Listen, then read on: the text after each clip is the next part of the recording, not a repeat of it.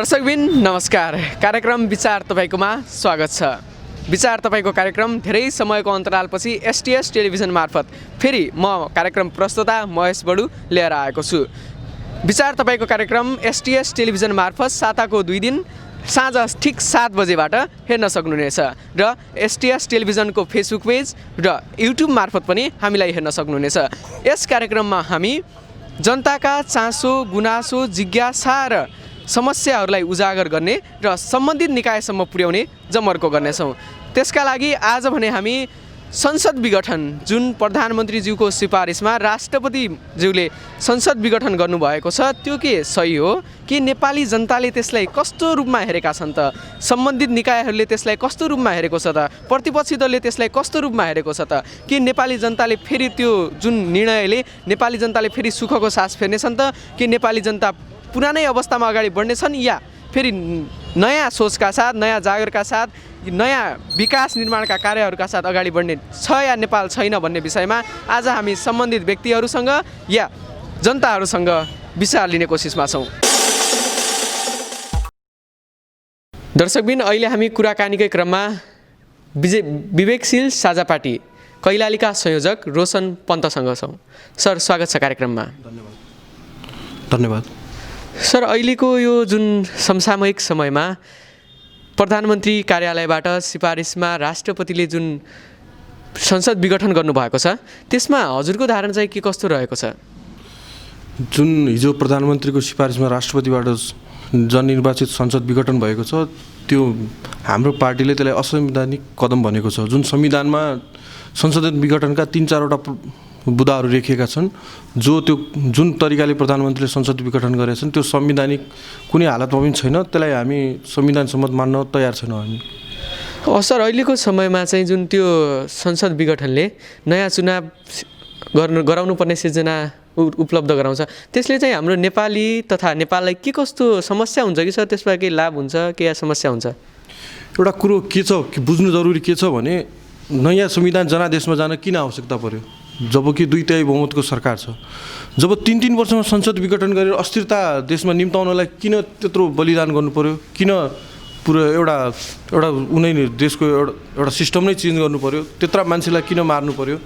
र ठिक छ जनादेशमा जाने, तर अहिलेको परिस्थितिमा कोरोनाको लहर चलिरहेको छ। सरकारले आफ्नो जम्मै जिम्मेवारी तिनीहरू कोरोना क्रहलाई कसरी कन्ट्रोल गर्नुपर्ने त्यसमा दायित्व बोध गर्ने अवस्थामा जुन कुराको आवश्यकतै छैन। एउटा कस्तो भने चाहिँ नेपालमा कस्तो सिस्टम भने प्रधानमन्त्री केपी ओली पार्टीबाट चुनिएका हुन्, व्यक्तिको जनताबाट प्रत्यक्ष निर्वाचित होइनन्। जब एकजना प्रधानमन्त्री भइसक्यो उहाँले पार्टी सिस्टम मान्नुपर्छ र उहाँले जो कदम चाल्नु भएको छ उहाँको कदमको जो साक्षी राष्ट्रपति बस्नु भएको छ यो चाहिँ असंवैधानिक कदम छ। यसले देशलाई मुठभेडतर्फ अझ योभन्दा ठुलो राजनीतिक दुर्घटना गर्छ भन्ने कुरामा चाहिँ विवेकशील साझा पार्टीले गरिरहेको छ। त्यही भएर यो कदमको विरोध गरिरहेको छ देशभरि। सर, अहिले जुन यो चुनाव हुने कुरा छ त्यो चुनावलाई हजुरले कसरी लिनुभएको छ र त्यसबाट फेरि पनि अझै यो कोरोना कहरमा पनि त्यो बढ्न सक्ने सम्भावना हुनसक्छ त्यो चुनावले अनि इत्यादि, अनि देशको पनि त्यो जुन आर्थिक ढुकुटी हुन्छ त्यसमा पनि कुनै असर पर्न सक्छ सर? आर्थिक ढुकुटीमा त अवश्य नै अब आर्थिक भार राष्ट्रलाई पर्छ नै। पहिलो कुरो त अब यो वैशाखमा चुनाव हुने कुनै सम्भावना देखेको छैन। किन भन्दाखेरि तपाईँले हिजो मात्र सुन्नुभयो होला, हिजो साँझतिर केही अधिवक्ताहरूले सर्वोच्च अदालतमा मुद्दा दायर गरेका छन्, कतिले आज गर्दैछन्। अब त्यो मुद्दाको छिनोफानो हुने 3-4 महिना लाग्छ। मुद्दाको छिनोफानो नहुन्जेलसम्म चुनावको कुरै हुँदैन। अर्को कुरा अहिलेको अबको यो सरकारलाई केपी ओलीको सरकारले गर्ने निर्वाचनलाई सबै पार्टीले स्वीकार्छन् भन्ने कुरा चाहिँ म विश्वास गर्दैन। त्यही भएर अब देशमा आर्थिक भार त पर्यो किनभने चुनाव त्यत्तिकै हुँदैन। आर्थिक तोजोमोजो गर्नै पर्छ सरकारले। त्यही भएर अहिले चुनाव वैशाखमा चुनाव हुने सम्भावना चाहिँ एकदम न्यून देखेको छु मैले। अनि सर, यसबाट चाहिँ नेपाली जनतालाई कस्तो मार पर्न सक्छ कि नेपाली जनताको फेरि पनि यही हालत हुने हो जुन 3-5 वर्षको लागि हाम्रो जुन 2/3 बहुमतको सरकार छानेको र पठाएको थियौँ त्यो सरकारले 3 वर्ष नपुग्दै जुन हामीलाई धोका दियो भनौँ, त्यस्तो गर्दाखेरि नेपाली जनताले त धेरै ठुलो धोका पाउनेछन्। त्यसमा हजुरको विचार चाहिँ के छ? नेपाली जनताले कस्तो अब के गर्नु पर्ला? अब योभन्दा अगाडिको जो तपाईँको 74 सालमा चुनाव भएको थियो, आम निर्वाचन भएको थियो, त्यतिखेर एउटा लहर थियो 2/3 बहुमतको सरकार बनाउनुपर्छ। त्यस्तो सरकार बन्यो भने देशमा स्थिरता हुन्छ, 5 वर्ष त्यो सरकार चल्छ। त्यो त हामीले देख्यौँ, 5 वर्ष चल्छ कि चल्दैन। व्यक्तिका लडाइँको कारण नेपाली जनता शिकार भएको छन्। त्यही भएर मेरो अनुरोध के छ भने नेपाली जनतामा, आम नेपाली दिदीबहिनी दाजुभाइहरूमा कुनै पनि आफ्ना आउने यो सांसदहरू चुन्ने बेला, आम निर्वाचनमा हुने बेला अब पनि कृपया सावधानीपूर्वक चुन्नुहोस्। भोलि त्यो तपाईँले चुनेका सांसदहरू, तपाईँले चुनेर बनिने प्रधानमन्त्रीहरूले 5 वर्ष सरकार चलाउँछन् कि चलाउँदैनन्, देशमा स्थिरता कायम गर्छन् कि गर्दैनन्, समृद्धिको बाटोमा देशलाई लैजान आफ्नो भूमिका खेल्छन् कि खेल्दैनन्, यो कुरामा चाहिँ एकदम ध्यान दिन जरुरी देखाएको छु मैले। नत्र यसरी नै धोका पाउँछन्। यो अहिले नेपाली जनतामाथि ठुलो कुठाराघात हो। यत्रो तपाईँको यति खर्च गरेर चुनाव गरे, संविधान सभाको चुनाव गरे, नेपाली जनताबाट निर्मित संविधान भने संविधानको कुनै धारामा संसद विघटन गर्न पाइन्छ भनेर लेखेको छ। हामीले सुनेको थियौँ संविधान बन्दाखेरि अब संसद विघटन गर्न पाइँदैन है प्रधानमन्त्री, संसद विघटन गर्नु पऱ्यो भने संसदको विश्वास लिएर मात्र विघटन गर्नुपर्छ। खै त त्यो चालेको स्वयं राष्ट्रपति समेत प्रधानमन्त्रीले जे भन्यो त्यो मान्ने स्थिति आएको छ। यो चाहिँ एकदम आपत्तिजनक छ। यसले देशलाई राजनीतिक मुडभेडतर्फ, राजनीतिलाई अर्को मोड दिने सम्भावना प्रबल छ। त्यही भएर जनताहरू चाहिँ बेलैमा जागृत हुन चाहिँ जरुरी भइसकेको छ। विचारको लागि धेरै धेरै धन्यवाद सर। हजुरको यस्तो अमूल्य समयको बावजुद हामीलाई टाइम दिनुभयो, यसको लागि धेरै धेरै धन्यवाद सर। तपाईँलाई पनि धेरै धेरै धन्यवाद। हाम्रो पार्टीको मेरो व्यक्तिगत धारणा जुन मिडियामा ल्याउन तपाईँले जो प्रयास गर्नुभयो त्यसको लागि तपाईँलाई र आम नेपाली दाजुभाइ दिदीबहिनीहरूमा पुनः एकचोटि अनुरोध गर्न चाहन्छु। अब हुने निर्वाचन भयो भने ताजा जनादेश जो सरकारले लिनुभयो त्यति बेला कृपया स्थिर सरकारको लागि आफ्नो मत जाहेर गर्नुहोला। यस्तो व्यक्तिमा मत जाहेर गर्नुहोला कि जसले तपाईँ 5 वर्षसम्म सरकार चलाउन सक्छन् र देशलाई स्थिरता र समृद्धिको बाटोमा धकल्छन्, त्यसकोमा चाहिँ मत दायर गर्नुहोला भन्ने अनुरोध गर्दै तपाईँ धन्यवाद। धन्यवाद सर। दर्शकबिन, अहिले हामीसँग हुनुहुन्थ्यो साझा पार्टी सङ्गठन कैलालीका अध्यक्ष संयोजक रोशन पन्त। कुराकानीकै क्रममा हामी विभिन्न ठाउँमा गएर सर्वसाधारण तथा व्यक्तित्वहरूको के कस्तो विचार रहेको छ त सङ्कलन गर्ने क्रममा छौँ। दर्शकबिन, अहिले हामी जानकारी लिने क्रममा यो संसद विघटन के कारणले भयो र यसबाट नेपाली जनताले के पाउनेछन् र नेपालले के पाउनेछ भन्ने विषयमा कुराकानी गर्ने क्रममा अहिले हामी सुदूरपश्चिम प्रदेश युवा सङ्गठनका सचिव पदमराज जोशीसँग छौँ। स्वागत छ दाइ कार्यक्रममा। हस्, धन्यवाद। यो अहिले जुन हाम्रो प्रधानमन्त्रीज्यूले निर्णय लिनुभएको छ संसद विघटन गर्ने भन्ने विषयमा, यसलाई चाहिँ हजुरले कसरी लिनुभएको छ र यसबाट नेपाली जनताले के पाउनेछन् दाइ? हिजो मात्रै मन्त्री परिषदका चाहिँ निर्णयलाई चाहिँ एउटा प्रस्तावको रूपमा लगेर चाहिँ प्रधानमन्त्रीले जुन राष्ट्रपति समक्ष चाहिँ संसद विघटनको जो प्रस्ताव लगेर राष्ट्रपतिले पनि एउटा आफ्नो पदको गरिमालाई चाहिँ ख्याल नराखिकन एउटा प्रधानमन्त्रीकै रहबरमा चलेर चाहिँ उनकै मनोमानी जुन प्रधानमन्त्रीले चाहिँ एउटा भूमिका चाहिँ खेल्नुपर्ने भूमिका जस्तै गरेर राष्ट्रपतिले नि भूमिका खेल्नुभयो। यो आपत्तिजनक विषय हो। हामीले यसलाई आपत्तिजनक रूपमै लिएका छौँ। राष्ट्रपतिको पदको गरिमा समेत अहिले धरापमा परिरहेको अवस्था छ। अब हामीले कसरी लिने भन्ने सवालमा चाहिँ जुन यो एउटा व्यक्तिवादी सोचले एउटा व्यक्तिले सोच्ने बित्तिकै चाहिँ संसद विघटन भइहाल्ने, यो संविधान भन्दा माथि एउटा व्यक्ति हुने जुन किसिमको चाहिँ हिजो एउटा रवैया देखियो, एउटा व्यक्तिको प्रधानमन्त्रीजीको जो एउटा रवैया देखियो, मैले चाहेपछि जे पनि गर्न सक्ने रहेछु भन्ने किसिमको चाहिँ एउटा रवैया त्यो गरेर चाहिँ राष्ट्रपतिलाई पनि आफै अनुसार चलाएर चाहिँ संसद विघटनको लागि भनेर चाहिँ हिजो त्यो भयो। अब त्यो चाहिँ अझै पनि हामीलाई आशा के हो भन्दाखेरिमा न्यायालय छ, न्यायालयले चाहिँ अझै पनि यसलाई उल्ट्याउन सक्छ। अझै पनि पुरै संसद विघटन एउटा राष्ट्रपति भन्दा माथि अझ एउटा देशले परिकल्पना गरेको चाहिँ न्यायालय छ, न्यायालयले चाहिँ यसलाई उल्ट्याउन सक्दछ भन्ने हाम्रो एक किसिमको चाहिँ अझै पनि आशा छ। यो आशालाई चाहिँ न्यायालयले जीवित राख्नेछ।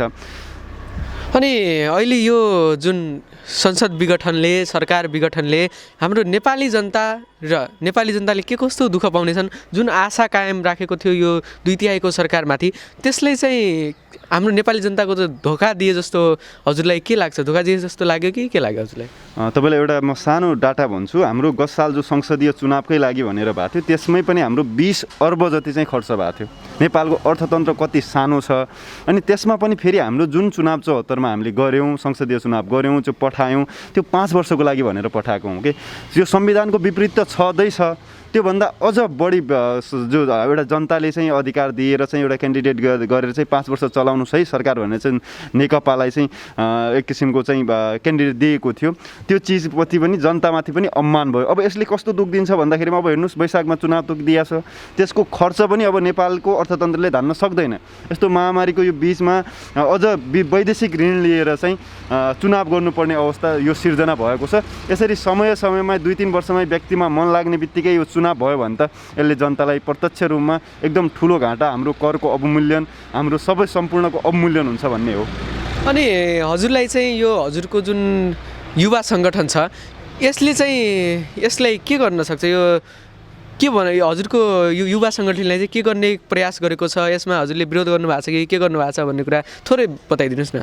यो हामीले पनि हिजै पनि हामीले धनगढीमै पनि प्रदर्शन गरेका छौँ। देशभरि प्रदर्शन भइरहेछ हाम्रो युवा सङ्गठनबाट, हाम्रो साझा पार्टीबाट चाहिँ हामी यो जुन अहिले निर्णय भएको छ, जुन एक किसिमको चाहिँ एउटा प्रधानमन्त्रीले जुन किसिमको असंवैधानिक कदम चाल्नु भएको छ यसको विरुद्धमा हामीले सक्ने भनेको आवाज उठाउनु नै हो। आवाज उठाइरहेछौँ, हामी मिडियामा बोलिरहेछौँ, त्यो बोलिरहेछौँ। जे हामीले सक्ने किसिमको चाहिँ हाम्रो क्षमताले भ्याएसम्मको चाहिँ यो प्रक्रियालाई रोक्नको लागि, यो असंवैधानिक क्रियाकलाप चाहिँ रोक्नको लागि हाम्रो पहल छ। हामी लागिरहन्छौँ अझै अन्तिमसम्म पनि। अहिले पनि यो विचाराधीन छ मुद्दा सर्वोच्चमा। यो मुद्दाले छिनोफानो नहुँदासम्म हाम्रो आवाज उठाइरहन्छ। आज पनि हामी यसको विरुद्धमा चाहिँ धनगढीमा चाहिँ कार्यक्रम गरिरहेछौँ। देशभरि कार्यक्रम भइरहेछन्। बिहानदेखि बेलुकासम्म हाम्रो आवाजहरू बुलन्द छन्। तपाईँको विचारको लागि धेरै धेरै धन्यवाद। आफ्नो अमूल्य समयका बावजुद पनि हामीसँग बोलिदिनु भयो, यसका लागि धेरै धेरै धन्यवाद छ हजुरलाई। हजुरलाई पनि धेरै धेरै धन्यवाद। हाम्रो यो एक विचारलाई, हाम्रो एक किसिमको हाम्रो जुन के सोचिरहेछौँ यो विषयमा, हामीले कसरी कार्यक्रम गरिरहेछौँ भन्ने यो विषयको बारेमा हामीलाई पनि जनतामाझ जानकारी गराउने यो अपर्च्युनिटी प्रदान गर्नुभयो, यसको लागि पनि एसटिएस परिवारलाई धेरै धेरै धन्यवाद। धन्यवाद। दर्शकबिन, अहिले हामीसँग हुनुहुन्थ्यो सुदूरपश्चिम युवा सङ्गठनका सचिव पदमराज जोशीज्यू। उहाँको धारणा हामीले लियौँ र यस्तै गरी विभिन्न ठाउँमा गएर तपाईँहरूका धारणा हामीले लिनेछौँ। दर्शकबिन, अहिले हामी संसद विघटनको विषयमा रहेर कुराकानी गर्दैछौँ। यसमा सर्वसाधारणको के जिज्ञासा रहेको छ त्यो जुन सम्माननीय प्रधानमन्त्रीज्यूले जुन निर्णय लिनुभएको छ त्यो निर्णय सही हो कि होइन, त्यसमा सर्वसाधारणको के जिज्ञासा रहेको छ त? ती जिज्ञासा सङ्कलन गर्ने क्रममा अहिले हामीसँग एकजना धनगढी उपमहानगरपालिकाका स्थानीय बासिन्दा हुनुहुन्छ, उहाँसँग कुरा गर्नेछौँ। नमस्ते, स्वागत छ कार्यक्रममा र परिचयबाट सुरु गरौँ। धन्यवाद। नमस्कार, म तेज पुरुष। जुन यहाँले प्रश्न गर्नुभएको छ, खासमा देशको विकासको निम्ति राजनीतिक स्थायित्व एउटा महत्त्वपूर्ण कुरा हो। जुन केही समय चाहिँ नेपालमा स्थायी सरकार एउटा कुनै पार्टीको चाहिँ बहुमत आएर एउटा सरकार बनेको थियो। अनि हामी आम जनमानसमा पनि अब स्थायी सरकार भएको छ, देशमा केही राम्रो परिवर्तनहरू हुन्छ, राम्रो विकास हुन्छ, देशको चाहिँ आर्थिक रूपमा देश अगाडि आउँछ। जसरी समृद्ध ह्याप्पी नेपाली प्रोस्पेरस नेपाल भन्ने जो समृद्ध नेपाल सुखी नेपाली समृद्ध नेपाल भन्ने नारा थियो, त्यो पनि पुरा हुन्छ भन्ने जस्तो हामीलाई पनि लागिरहेको थियो। तर बिचमा चाहिँ 81 अब हिजो पुस 5 गते जो संसद विघटन भयो, यो कुराले पक्कै पनि हामी सर्वसाधारणमा जनमानसमा चाहिँ निराशा छाएको छ। अनि केही नभए पनि नेपालमा चाहिँ विभिन्न कम्पनीहरूका सेयरहरू ओह्रालो लागेको छ। अनि त्यो कुराले पनि के देखाउँछ भने पक्कै पनि अब यस्तो कुराहरूले यो राजनीतिक अस्थिरता जन्माएको हो। अब सरकार छैन, संसद विघटन भनेपछि सरकार छैन भन्ने कुरा बुझिन्छ। अनि यो बेला चाहिँ हामी निराश चाहिँ भएका छौँ। अब के हुने हो भन्ने कुरा एक किसिमको अन्यलता चाहिँ छाएको छ हामी जस्तो युवाहरूमा चाहिँ। अनि हजुर चाहिँ यो जुन अहिले संसद विघटन भएको छ यसबारेमा चाहिँ अन्य केही धारणाहरू नेपाली जनताले हजुरहरूले के कस्तो समस्या झेल्नु परेको छ र त्यसमा चाहिँ जुन भोट दिएर हामीले 2/3 सरकारलाई अगाडि बढाएका थियौँ, त्यसमा चाहिँ अब हजुरको कुनै दुखेसो अब त्यस्तो? एउटा महत्त्वपूर्ण कुरा के हो भने हरेक भोटरले आफूले भोट दिएर जिताएको मान्छेले समाजमा राम्रो काम गरोस्, समाजको विकास गरोस्, होइन, देशको विकास गरोस् भन्ने नै हो। अनि अब हामीले भोट दिएर जिताइसकेपछि उहाँहरूले त्यो कुरा देखाउनु भएन भने पक्कै पनि हामीलाई निराशा अवश्य नै हुन्छ। अब यो कुरामा फेरि भन्नुपर्दाखेरि हुन त सैद्धान्तिक कुरा गर्ने हो भने संविधानमा व्यवस्था भएको कुरा नै भएको हो। संविधानमा यो कुराको पनि व्यवस्था भएको रहेछ। हिजो हामीले हेर्दाखेरि पनि विघटन गर्न पाउने अवस्था हुँदो रहेछ केही न केही कुराहरू भएपछि होइन। तर व्यावहारिक रूपमा यसले धेरै सेक्टरहरूलाई असर गर्छ। कसरी असर गर्छ भने अब चुनाव भएपछि फरक किसिमको नेतृत्व आउला। फरक नेतृत्व आयो भने पहिलाको जो प्रोग्रामहरू जुन मेकानिजमले चलिरहेको हुन्छन् बजेट कार्यान्वयनका कुराहरू पनि अब फरक ढङ्गले हुन्छन्। त्यसैले विकासको कुरालाई चाहिँ असर गर्छ। अर्को कुरो अब राजनीतिक सिनारियो फेरियो भने देश बाहिर र देशभन्दा भित्रका शक्तिहरूले फरक तरिकाले खेल्ने मौका पाउँछन् अनि त्यो भावनाले पनि अब फरक त हुने नै भयो। त्यसैले समग्रमा भन्नुपर्दाखेरि अब सकारात्मक रूपमा हेर्ने हो भने केही नयाँ कुरा हुनसक्छ, अझ राम्रो पनि हुनसक्छ। तर तत्काललाई मात्र हेर्ने हो भने जुन एउटा स्पिरिटमा केही न केही कुराहरू गइरहेको थियो, राजनीतिक बगिरहेको थियो, त्यो स्पिरिटमा ब्रेकडाउन भएको छ। त्यो मोमेन्टम ब्रेकडाउन भएको छ। अब मोमेन्टम ब्रेकडाउन भएपछि डेफिनेटली हामीले सोचेभन्दा फरक पनि हुनसक्छ, सोचे जस्तै पनि हुनसक्छ, हामीले चाहेको कुरा नहुन पनि सक्छ। त्यसैले यो अब अन्ततोगत एउटा अन्योलताको स्थिति चाहिँ सिर्जना भएको हो। विचारको लागि धेरै धेरै धन्यवाद छ हजुरलाई। कार्यक्रममा बोलिदिनु भयो, यसको लागि धेरै धेरै आफ्नो विचार व्यक्त गरिदिनु भएकोमा धेरै धेरै धन्यवाद। धन्यवाद। यसरी अब हिँड्दा हिँड्दै तपाईँले बोल्ने मौका दिनुभयो, यसको लागि तपाईँलाई पनि धन्यवाद छ। धन्यवाद। दर्शकबिन, अहिले हामीसँग हुनुहुन्थ्यो धनगढीका एकजना स्थानीय बासिन्दा। उहाँले आफ्नो विचार व्यक्त गरिसक्नुभयो। संसद विघटन प्रधानमन्त्रीज्यूको जुन सिफारिसमा राष्ट्रपतिज्यूले जुन संसद विघटन गर्नुभयो त्यसको बारेमा सर्वसाधारणका धारणा लिने क्रममा छौँ।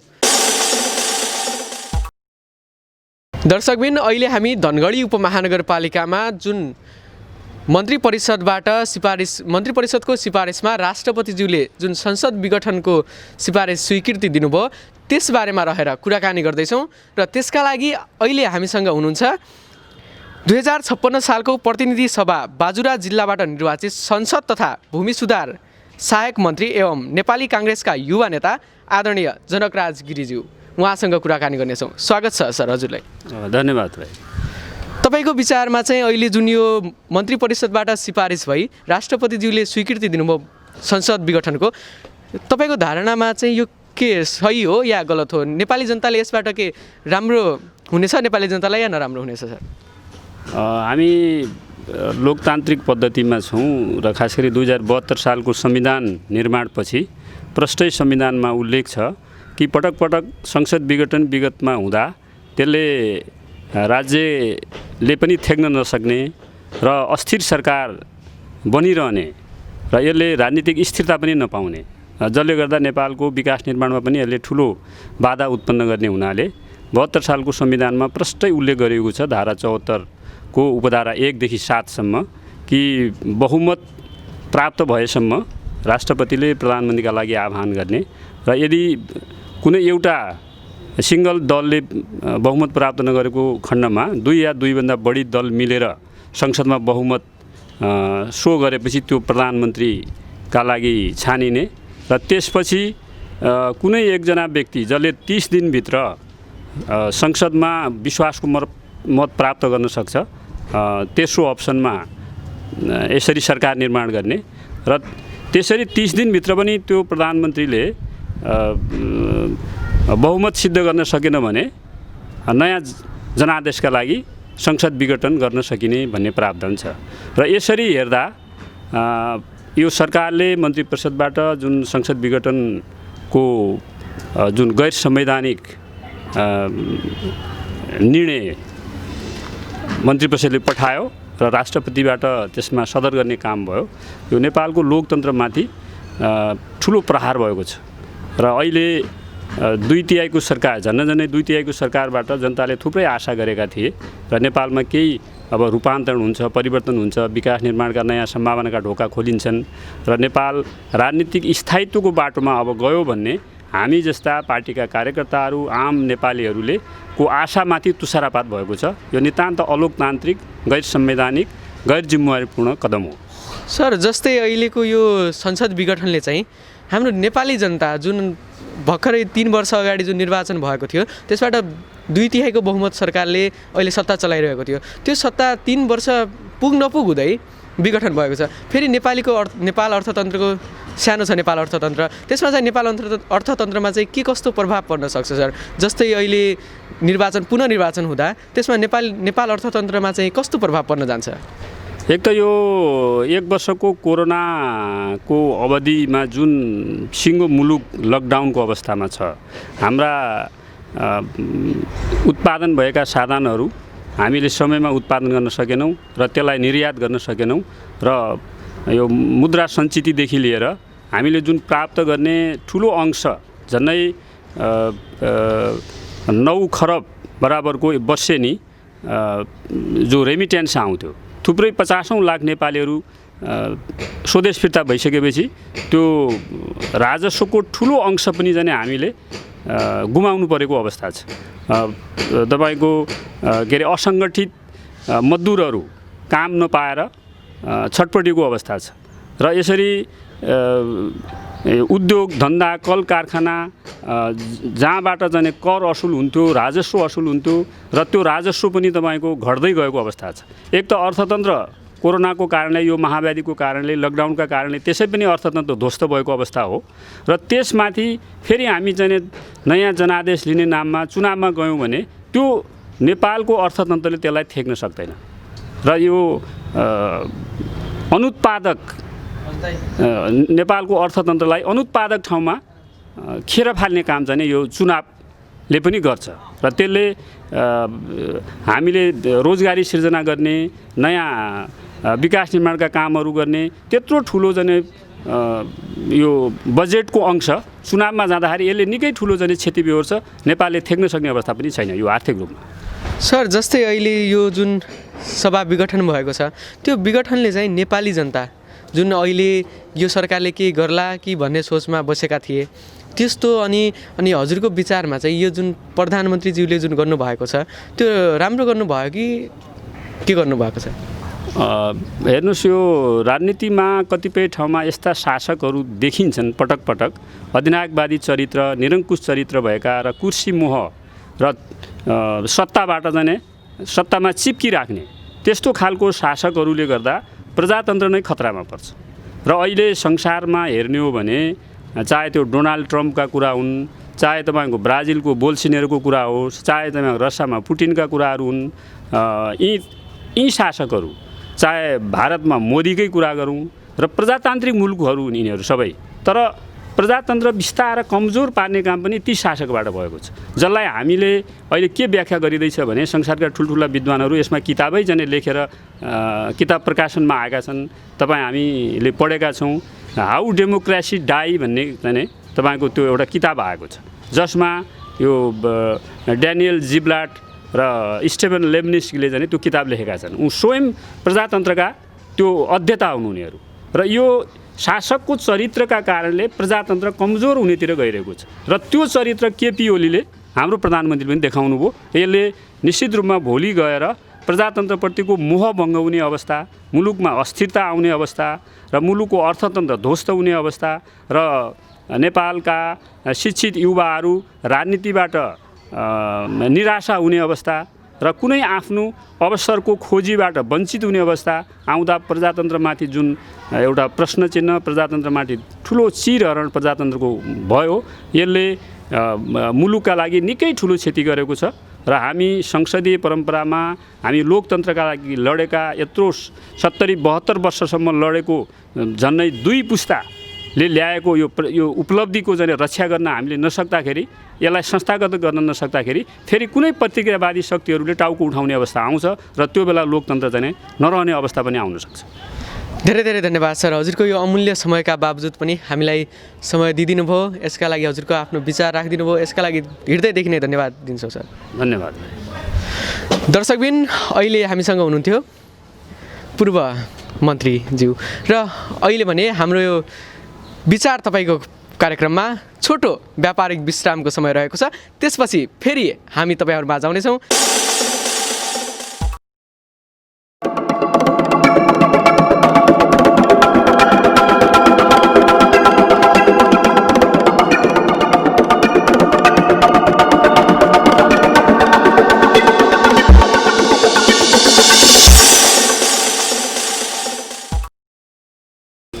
व्यापारिक विश्रामपछि फेरि पनि स्वागत छ विचार तपाईँको कार्यक्रममा। आज भने हामी जनताका चासो गुनासो जिज्ञासासँग रहेर कुराकानी गर्ने थियौँ, तर आज भने हामी संसद विघटनले नेपाल र नेपाली जनतामा पारेको प्रभावका विषयमा रहेर कुराकानी गर्नेछौँ र त्यसका लागि आज हामीसँग धनगढी उपमहानगरपालिकाका एकजना व्यक्तित्व हुन्छ, उहाँसँग कुराकानी गर्नेछौँ। स्वागत छ तपाईँलाई कार्यक्रममा। धन्यवाद। सरको परिचयबाट सुरु गरौँ न। म निरप सुनार, नेपाली काङ्ग्रेस जिल्ला कार्य समितिको अहिले सदस्य। मेरो घर यहीँ धनगढी उपमहानगरपालिका नम्बर 2 बैयाबेडी। सर, जस्तै अहिले यो जुन प्रधानमन्त्रीज्यूको सिफारिसमा राष्ट्रपतिले जुन हाम्रो संसद विघटनको स्वीकृति दिनुभएको छ, त्यसमा चाहिँ हाम्रो नेपाली जनतामा के कस्तो असर परेको छ? नेपाली जनताले अब केही सुखको सास फेर्छन् या फेरि त्यस्तै दुःखको दिनहरू हाम्रो अगाडि बढ्नेछ सर?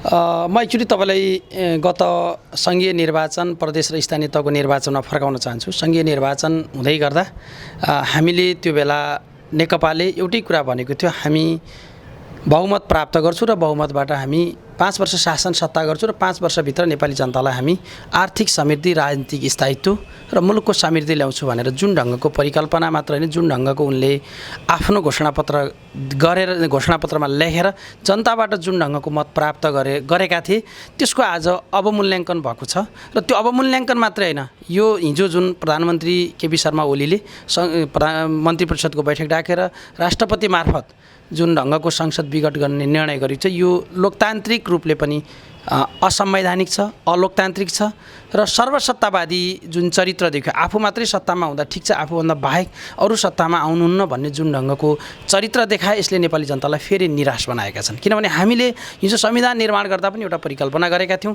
कि अबको संविधानले यस्तो सरकार बनाओस् जो चाहिँ 5 वर्ष आफ्ना एजेन्डा, आफ्ना उद्देश्य, आफ्ना रणनीतिहरू लागू गरोस् भन्ने जुन उद्देश्य हिजो हामीले संविधान निर्माण गर्दा जुन संवैधानिक रूपले जुन प्रधानमन्त्रीलाई बाँध्ने कार्य भएको थियो, आज त्यसको पनि खिल्ली उडेको छ। त्यसैले यो हिजो भएको जुन घटना हो, यो नेपालकै इतिहासमा यति ठुलो बहुमत प्राप्त सरकार र त्यसको प्रधानमन्त्री र त्यसको मन्त्री परिषदले निर्णय गरेर राष्ट्रपतिबाट जुन ढङ्गको संसद विघटन गर्ने निर्णय भयो, त्यो निर्णय अत्यन्तै नेपाली जनतालाई फेरि एकपटक राजनीतिक दलले शासन सत्ता फेरि पनि सञ्चालन गर्न सक्दैनन्। राजनीतिक दलको फेरि पनि वैधतामा हामीले प्रश्न उठाउनुपर्छ र राजनीतिक दलले, त्यसमा पनि विशेष गरी कम्युनिस्टहरूले नेपालको शासन सत्ता राम्रो ढङ्गले सञ्चालन गर्न सक्दैनन् भन्ने कुरा एकपटक यसले देखाएको छ, जसका कारण नेपाली जनता फेरि पनि निराश छन्। नेपाली जनता फेरि पनि यो हिजो भएको घटनाले एक किसिमले उनीहरू नैराश्यता छाएको छ। सर, तपाईँको भनाइअनुसार चाहिँ जुन प्रधानमन्त्रीज्यूले गर्नुभएको छ त्यो काम नराम्रो छ, तर उहाँले कुनै राम्रा काम पनि गर्नुभएको थियो कि?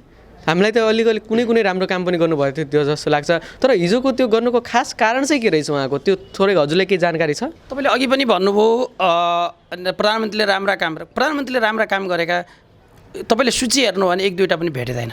तर प्रधानमन्त्रीले नराम्रा काम गरेको सूची हेर्नुभयो भने एक फेरिस्तै गर्न सकिन्छ, तपाईँसँग 1-1.5 घन्टा बहस गर्न सकिन्छ। प्रधानमन्त्री आफू प्रधानमन्त्री भइसकेपछि सबभन्दा पहिले उनले राष्ट्रिय अनुसन्धान परिषदलाई आफ्नो मातहतमा ल्याए, राष्ट्र अनुसन्धानलाई आफ्नो मातहतमा ल्याए र उनले सबै नेतालाई भने, यदि तपाईँहरूले मभन्दा बाहेक अथवा मेरो विकल्प खोज्ने परिस्थिति बन्यो भने सबैलाई म ठ्याङ्गा लाउँछु भन्ने ढङ्गको सर्वसत्तावादी जुन उनी हिजो सरकारमा गए लगत्तै जुन ढङ्गको रवाब देखाए, त्यसले के देखिन्छ भने प्रधानमन्त्री केपी शर्मा ओलीले राष्ट्रका लागि केही पनि राम्रो काम गरेका छैन। प्रधानमन्त्री केपी शर्मा ओलीले जम्मी भ्रष्टाचारलाई सबैभन्दा संस्थागत गरे, उनकै मन्त्रीमा भएका मन्त्रीहरूले भ्रष्टाचारलाई संस्थागत गरे। उनले नै जनता कोरोनाको महामारीमा फँसेका बेला, जनताहरूलाई सुरक्षा दिन पर्ने बेला, रोगबाट बचाउनु पर्ने बेला उनले ओम्नी ग्रुप जस्तो एउटा ग्रुपसँग मिलेर ठुलो करोडौँ भ्रष्टाचार गरे, संस्थागत रूपमा भ्रष्टाचार गरे। र त्यति मात्रै होइन, उनले यति नेपाल सरकारको ट्रस्टको नाममा रहेका जग्गाहरूलाई यति होल्डिङ कम्पनी भन्ने एउटा कम्पनीलाई दिएर उनले ठुलो राजस्व त्यसमा उनले सकाए। र त्यति मात्रै होइन, प्रधानमन्त्रीले आफ्नो पार्टीभित्रको आन्तरिक कलहलाई साम्य पार्नका निमित्त उनले जुन ढङ्गको हिजोको कदम गरे, उनसँग अरू थुप्रै विकल्प थिए। उनीसँग संसद डाक्ने विकल्प थियो। उनले संसदलाई छलेर, जसरी हिजो अध्यादेश आउँदै गर्दा आउने क्रममा संसदमा एउटा नागरिकता विधेयक छलफलकै क्रममा उनले जसरी संसदलाई बन्धक बनाएर संसदलाई विदाई गरे र विदाई गरेपछि संसद फेरि खोल्न पर्ने बेला उनले जुन ढङ्गको हिजो जुन अवस्था सिर्जना गरे, यसले के देखिन्छ भने प्रधानमन्त्रीले यो आफ्नो व्यक्तिगत नियत स्वार्थका लागि हो। प्रधानमन्त्रीले आफ्नो पार्टीभित्रको आन्तरिक कलहलाई मिलाउन नसक्ने कारणले यो सरकार ढलेको होइन। उनी बहुमतमा थिए, उनी संसदमा पनि बहुमतमा थिए, सरकारमा पनि बहुमतमा थिए, तर उनी कुनै कारणले न उनको एउटै मनसाय के भने सके मैले गर्ने, नसके कसैले पनि गर्नुहुन्न भन्ने ढङ्गको व्यक्तिवादी सोच, व्यक्तिवादी चरित्र, अधिनायकवादी सोच, अधिनायकवादी उनको चरित्र जुन ढङ्गको थियो त्यो उदाङ्गो ढङ्गले देखियो। त्यसैले हिजो गरिएको संसद विघटनमा कुनै दल कुनै पार्टीलाई दोष दिन उपयुक्त छैन होला। उनको पार्टीभित्र लामो समयदेखि अन्तरसङ्घर्ष भइरहेको थियो। त्यो अन्तरसङ्घर्ष पार्टीका ढङ्गले त्यसलाई व्यवस्थापन गर्न पर्थ्यो, तर उनी त्यो व्यवस्थापन भन्दा पनि उनी सरकार जो संसद जो नेपाली जनताले आफ्नो अभिमत दिएर सरकार निर्माण गरेका हुन्, आफ्नो अभिमत दिएर जुन निर्वाचित गरेका हुन्, त्यो संस्था जो चाहिँ लोकतन्त्रका सबैभन्दा ब्युटी जुन संस्था थियो संसद, त्यो संसदलाई विघटन गर्ने जुन ढङ्गको उनले चेष्टा गरे, जुन ढङ्गको उनी त्यो कुरामा लागे, त्यसैले के देखिन्छ भने हिजो भएको जुन किसिमको के अरे संसद विघटनको जुन निर्णय छ यो प्रधानमन्त्रीको लहरमै, प्रधानमन्त्रीको स्वेच्छाचारिता, प्रधानमन्त्रीको तपाईँको के अरे अधिनायकवादी सोचका कारण भएको। यसमा अरू कसैलाई धेरै दोष दिइराख्नुपर्छ जस्तो मलाई लाग्दैन।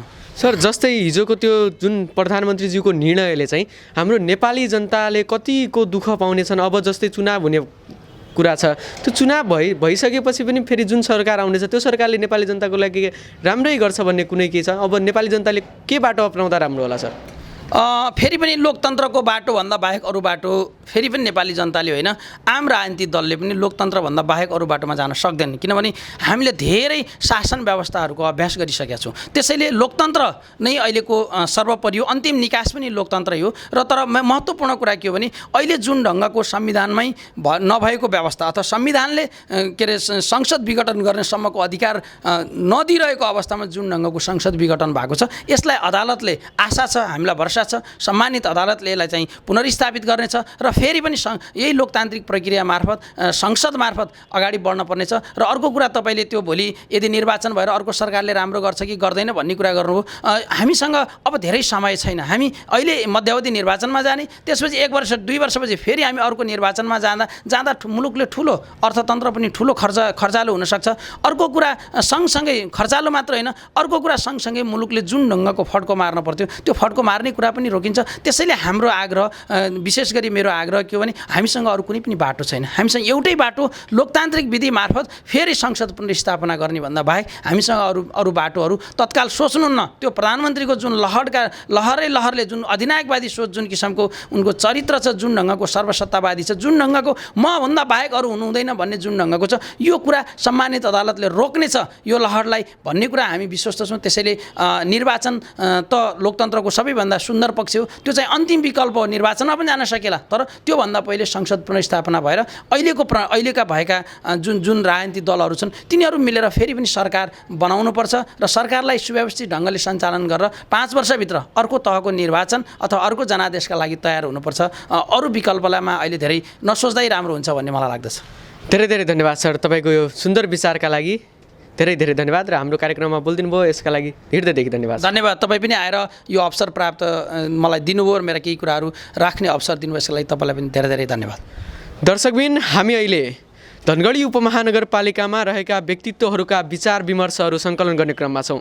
यसका लागि अहिले हामी धनगढी उपमहानगरपालिका वडा नम्बर 1 कैलाली पुलमा रहेका छौँ। हामीसँगै रहनुहोला।